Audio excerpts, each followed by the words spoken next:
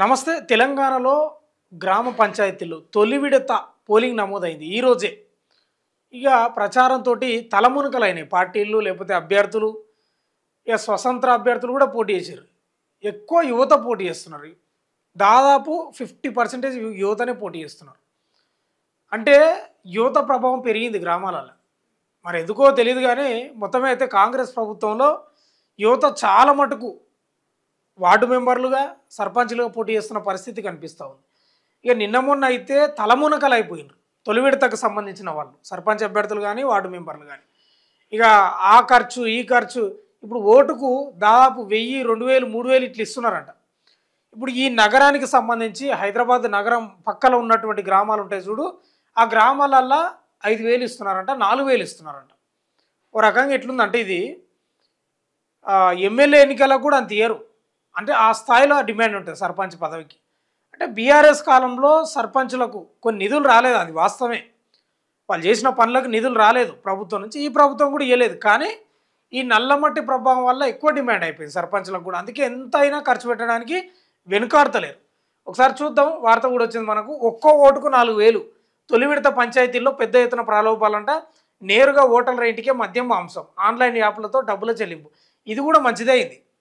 ఇప్పుడు ఒకప్పుడు అంటే ఆన్లైన్ లేకపోవడం వల్ల, యూపీఐ లేకపోవడం వల్ల ఇంటికి పోయి ఇవ్వాల్సి వస్తుంది. ఇప్పుడు నెంబర్ తెలిస్తే చాలు, కొట్టుడు, వాట్సాప్ పంపుడు. నేరుగా ఇంటికి పోయి డబ్బు, మద్యం, మాంసం పంచుతున్నారట. మేజర్ పంచాయతీల్లో కోట్లు దాటుతున్న అభ్యర్థుల ఎన్నిక. మేజర్ పంచాయతీలు అంటే మన నగరానికి దగ్గరున్న పంచాయతీలు కానీ, కొంత ఆదర్శ గ్రామాలు, పెద్ద పంచాయతీలు ఉంటాయి కదా, కోట్లు ఖర్చు పెడుతున్నారంట. మద్దతుదారులను గెలిపించుకునేందుకు రంగంలోకి కాంగ్రెస్, బీఆర్ఎస్, బీజేపీ. పలు గ్రామాల్లో చతుర్ముఖ పోటీ కూడా ఉందంట. అంటే త్రిముఖ పోరు అంటే బీజేపీ, కాంగ్రెస్, బీఆర్ఎస్. చతుర్ముఖ అంటే స్వతంత్ర అభ్యర్థి కూడా బలంగా ఉంటారు అక్కడ. తెలంగాణలో తొలి విడత గ్రామ సర్పంచ్, వార్డు సభ్యుల ఎన్నికల పోలింగ్ గురువారం జరగనున్న నేపథ్యంలో అభ్యర్థుల ప్రలోభాల పర్వానికి తెరదీశారు. రాత్రికి రాత్రే ఓటర్లను తమ వైపు తిప్పుకునేందుకు పెద్ద ఎత్తున డబ్బులు పంపిణీ చేపట్టారు. ఒక్కో ఓటుకు 1000 నుంచి 4000 దాకా పంపిణీ చేసినట్లు తెలుస్తుంది.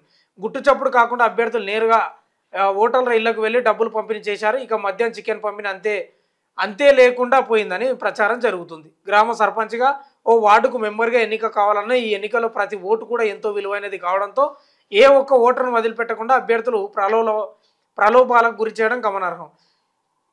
ప్రజలారా, యువత, మీరు డబ్బుకు, మద్యానికి, మాంసానికి, ప్రలోభానికి గురైతే రేపటి నాడు ఏం అడుగుతారు ఆయన దగ్గరికి ముఖం పెట్టుకుని పోయి అనేది ఆలోచన చేయాలి. పైసలు తీసుకుంటే లోకు అయిపోతావు, మద్యం తాగితే ఆయన దగ్గర తీసుకొని లోకు అయిపోతావు, ఆయన ఇచ్చే బిర్యానీ తింటే లోకు అయిపోతావు.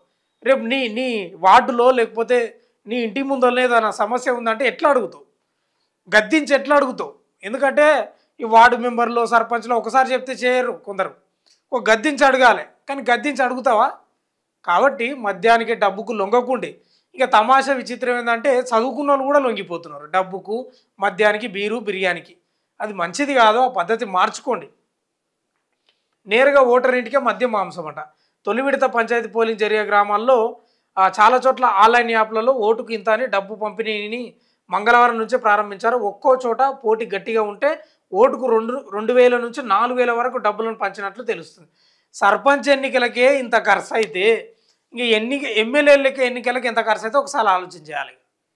అందుకే ఇలా తలుగున్నోందే బర్రె, ఏం లేదు. డబ్బున్నోందే రాజకీయం. నిజాయితీగా సేవ చేద్దాం అనుకున్నానికి లేదు అవకాశం. ప్రజలు కూడా అట్లే తయారైంది. కుటుంబంలో ఉన్న ఓట్ల ఆధారంగా 4000 నుంచి 5000 వరకు పంపిణీ చేసినట్లు సమాచారం. తొలి విడత పంచాయతీ ఎన్నికల పోలింగ్ జరగనున్న గ్రామాల్లో భారీ ఎత్తున ప్రలోభాలకు తెరలేచినట్లు ప్రచారం జరుగుతుంది. ప్రచారం ఏం లేదు, ఎప్పుడు జరిగేదే అది. ఏంది ప్రచారం నాకు అర్థం కాదు. 100% పంచుతారు డబ్బు, మద్యం, మాంసం. ఇంటింటికి పోయి కోటర్ సీసాలు పంచుతారు, తెలియదా? నగరాలు, పట్టణాల్లో ఉండే ఓటర్లకు పలువురు సర్పంచ్ అభ్యర్థులు వాహన ఏర్పాట్లు, ప్రయాణ ఖర్చులతో పాటు ఓటుకు డబ్బులను మంగళవారం ఆన్లైన్లో వారి ఖాతాలకు బదిలీ చేశారు. కొన్ని గ్రామాల్లోనూ మంగళవారం రాత్రే డబ్బును పంపిణీ మొదలైనట్లు సమాచారం. మేజర్ గ్రామ పంచాయతీల్లో అభ్యర్థుల ప్రచార ఖర్చు, పంపిణీ మొత్తాలను కలిపితే 1 కోటి నుంచి 2 కోట్ల వరకు చేరుతుందంట. మేజర్ గ్రామ పంచాయతీలు అంటే ఈ నగరానికి దగ్గరున్న గ్రామ పంచాయతీలు, ఆదర్శ గ్రామాలు, అంటే ఎక్కువ జనాభా ఉన్న గ్రామ పంచాయతీల 2 కోట్ల వరకు కూడా అవుతుందంట. ఏంది ఇలా ఎన్నికలు అంటే డబ్బులు లేకపోతే ఎన్నికలే లేవు.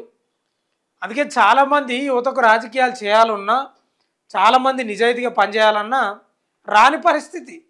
డబ్బులే ప్రజలు కూడా అట్లే తయారయ్యారు సిగ్గు లేకుండా నిజంగా. డబ్బు పంచాలి, మద్యం పంచాలి, అది పంచకపోతే వీడేం నాయకుడా, వీడేం లీడరా, ఎంతో రూ. 10 లేవు రూ. 10 వంచడని ఇట్లా, ఓ కోటర్ సీసా కూడా వంచడనేది ఇట్లా ప్రజలకు తగ్గట్లు నాయకులు తయారయ్యారు.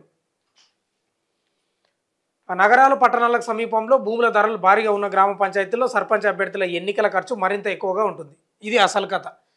ఇప్పుడు ఉన్నాయి కదా, ఇప్పుడు జిహెచ్ఎంసీ, ఇప్పుడు మున్సిపాలిటీలు కార్పొరేషన్లు కలుపుతారు కదా, వాళ్ళైతే నాకు తెలిసి 5-6 కోట్లు పెడతారు సర్పంచ్ అభ్యర్థులే. అట్లున్నాయి డిమాండ్. ఇప్పుడు అట్లా ఉన్నది భూములకు. గ్రామాల్లో పెద్ద ఎత్తున మద్యం డంపులు అంట.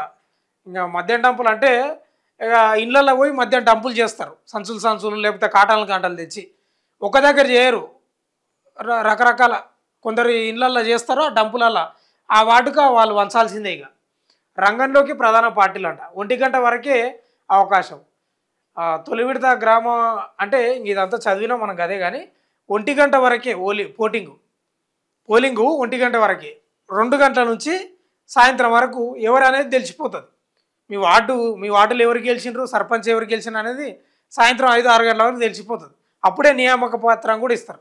సరే, ఏదేమైనా డబ్బు తీసుకున్నారా లేదా, తొలి విడతకు సంబంధించి డబ్బు పంచినరా, మద్యం ఇచ్చిండ్రా, మాంసం ఇచ్చిండ్రా అనేది పక్కన పెట్టండి. తీసుకుంటే తీసుకున్నారేమో, కానీ నిజాయితీగా ఓటేయండి, గ్రామాన్ని అభివృద్ధి చేసుకోండి.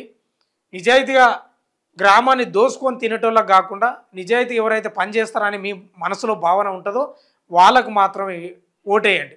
మనకు కావాల్సింది బెల్ట్ షాపులు, మద్యం షాపులు కాదు.